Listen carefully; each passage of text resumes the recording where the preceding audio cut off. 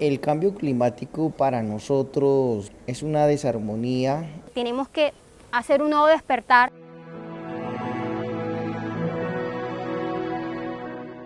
Más del 92% del territorio nacional que se encuentran ubicados en los territorios indígenas son territorios de protección, de cuidado, de conservación. Nosotros los indígenas somos los cuidadores, protectores, conservadores de nuestra madre tierra.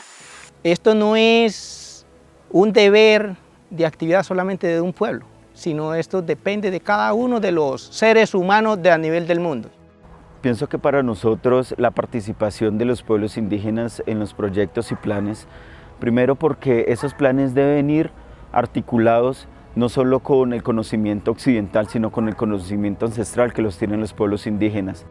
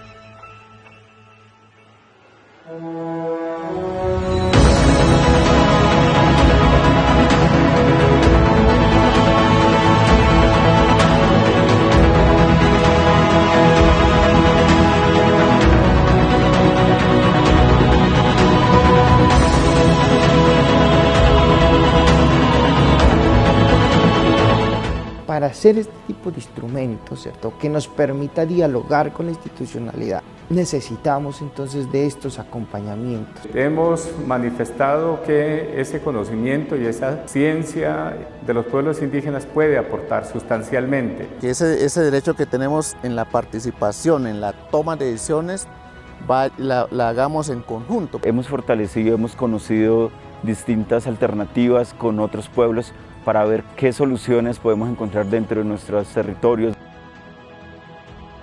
Un territorio es un organismo vivo. Es la vida. Es la vida. Significa vida. Es la vida sagrada.